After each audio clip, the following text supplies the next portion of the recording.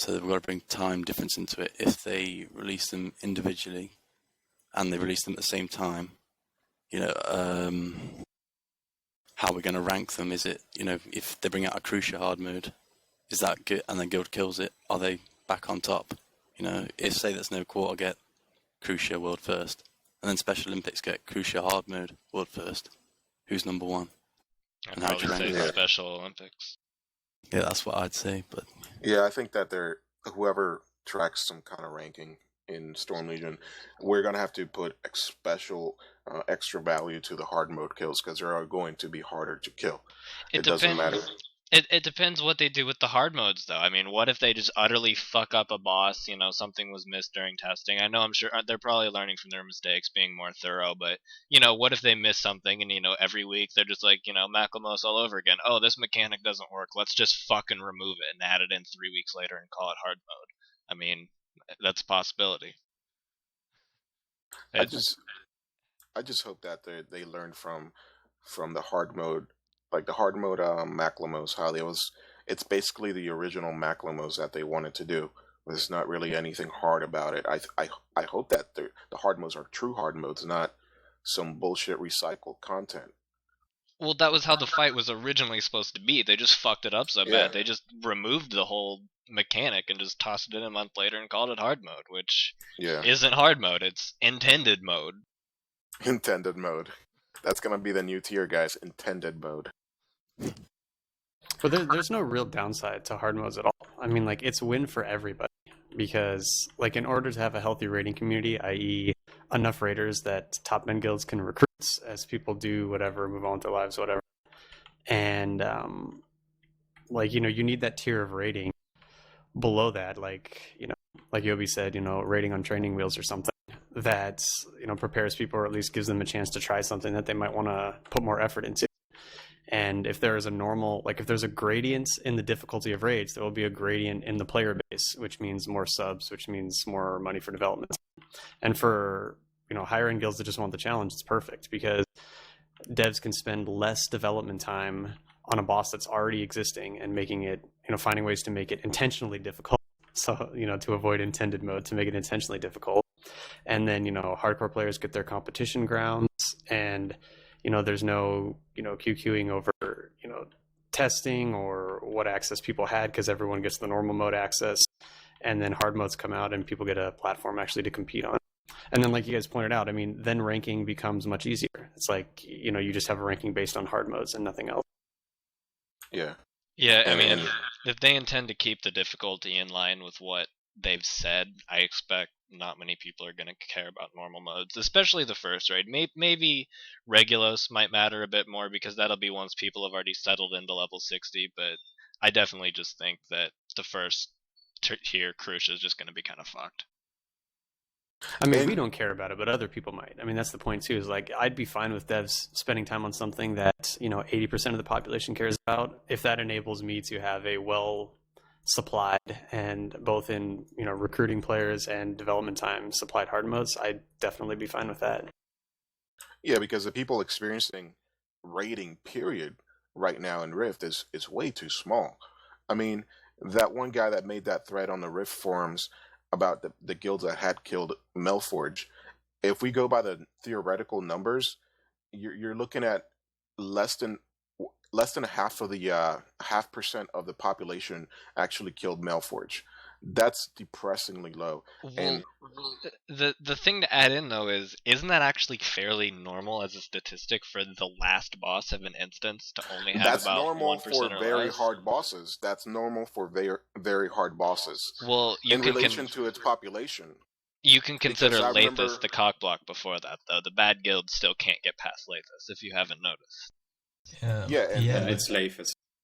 Yeah, but you also have to think from Trion's perspective that they've put so much work into developing some content, and they do want everyone to have at least a glance from it. They don't want to have like 95% of the total player base never see Melfords, never experience this fight. I know that maybe for players of hardcore guilds and whatever. They don't really care if someone doesn't see content, but you can see it's not only about subs, in my opinion. It's also about Tryon wanted to create that thing they're always talking about, immersion. They want people to have a reason to come back. They want people to see all the content. So they say, look, the lore tells me about Melfords, I saw Melfords, you know? Yeah, and I mean, I think that's what's interesting too about like the nerfs they roll out. I mean, most of the complaints about nerfs come from guilds that are on the cusp of killing a boss. Most people that have had those bosses dead for a while really don't care. And I mean, I think that's like a necessary step. They obviously have to do that. And it's just as long as they balance that with the understanding that, you know, for hard modes and things like that and raid releases in the beginning, it's equally important to make sure that there's like a gradient and skill required to beat the boss so that guilds can separate themselves by success or failure on those bosses. Yeah, I mean, and the point I was trying to make before is that in relation to the population in that other MMO that has a good rating population, you're talking about the hardest of the hardest bosses get, you know, like 10%, not even 10%, but I would say about 5% of the population gets to kill that boss. And I'm talking recently hard mode Ragnaros, where like 1% of the population killed the boss when he was really hard before any of those, you know, global buffs, like those damage buffs and you know, the buffs that they do to the whole raid, like it's 5% one week, 10% the next week, 15% the following week. After those, you know, people started killing them more, but the original Ragnaros, it was 1%. And that fight was way harder than Melforge, way harder than Achilleos, you know, after all the significant wave nerfs and everything. So you're talking, they're doing something right there, and I hope that they move forward and make it more accessible and making normal modes and not having two separate tiers, but having two separate distinctions of difficulty would move that forward. Yeah, I think it's just the same thing that every MMO goes after, trying to keep everyone happy. And if they can find a way to do it, then it's great. Yeah, well, you know, they've been trying to do that forever, you know, trying to balance these incredibly complex souls against PvP and PvE. I mean, they're getting closer and closer. I gotta give them props for that, but I remember a time when people were just quitting like every week because like one little thing got nerfed and they couldn't be OP anymore, or this got nerfed or that got nerfed. I mean, they're getting closer to that, but I don't think they'll truly ever find the right balance, especially with the soul system, unless you want to see Rift go like the way of the panda with you get to pick 5 fucking skills, you know, the whole way to level 90. I don't think anyone wants to see that. Nope. And what about you mean what? there can be balance with Atreus developing the warrior? Oops, I said it. Yeah. Well, yeah, like I posted a picture, like the warriors are like up and down, up and down, up and down. I just like there was a point in time where I was making a new spec like every other day. It's ridiculous. LOL tank, we have one spec. I want Rise and Waterfall back. We had that spec for like 6-7 months. So Carlsberg, what do you think? People in chat are bitching that you're not saying anything. Well, about hard modes and shit. Yeah. Yeah, well, the only thing I can see how they would make it fair to everyone when they release hard modes is that they release a hard mode to every encounter in that dungeon at the same time, and you have to kill it in that specific order. And they need to be obviously hard for them to be called hard modes. I mean, Conclave hard mode, it was the easiest way to do it. Yeah. At some Yeah. point.